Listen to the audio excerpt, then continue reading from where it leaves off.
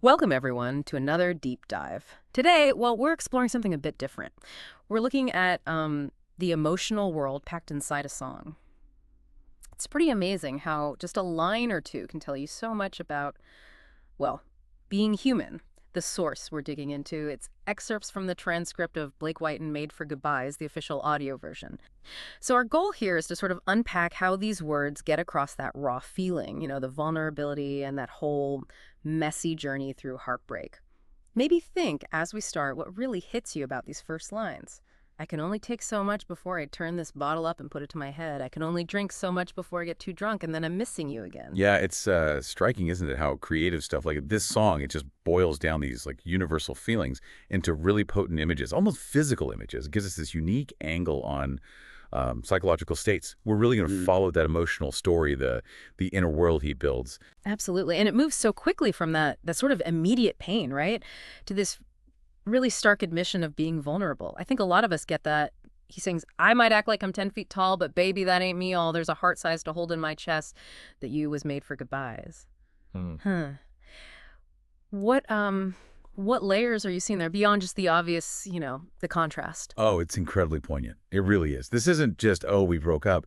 It's revealing this really deep belief about himself, almost fatalistic, That 10-foot tall bit, that's classic ego defense, right? Performing strength because the world feels painful. But then, boom, the contradiction. A heart size to hold in my chest, that just cuts right through the act. It suggests this heartbreak isn't just like a phase. He feels it's fundamental, like he was built this way after her, that feeling of being made for goodbyes. It's powerful stuff. And when you put that together with the first part, the coping mechanisms, turning to drink to numb things, but then it just circles right back to missing her. It really paints a picture. Yeah. Then he talks about chasing your ghost, like I'm walking down a dead, so I'm telling goodbye.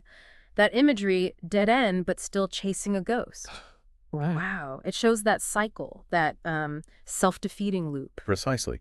And if you link that to, say, broader psychology, it really shines a light on how useless it often is trying to escape grief with, well, destructive behavior. This isn't just grief. It's like that mental clash, hope fighting against a reality that feels like a dead end, the ghost metaphor. Yeah. Perfect for showing how past relationships just linger. They haunt you. And it creates this negative feedback loop, doesn't it? Makes moving on feel almost impossible. Yeah. He even says, I never get out of this with my hand, like he's trapped, resigned to it. And then, I was made for living with your lies. Every single rise, get out of this bed with a buzzing in my head I guess I was waiting for. That just sounds like deep resignation, like learned helplessness almost. The pain becomes normal, expected. So, okay, what's the takeaway for us then? This dive into Made for Goodbyes has really shown us some compelling things about coping, vulnerability, those echoes of the past. It's really something how just a few words can hold so much weight. Indeed. We've traced it, haven't we? From those raw, almost desperate attempts to, well, self-medicate through the haunting presence of that past love and right into that inner conflict. Feeling made for goodbyes, always chasing your ghost. The strength, weirdly, seems to be in just admitting how broken he feels. It really is. A whole narrative and just a handful of lines. Exactly.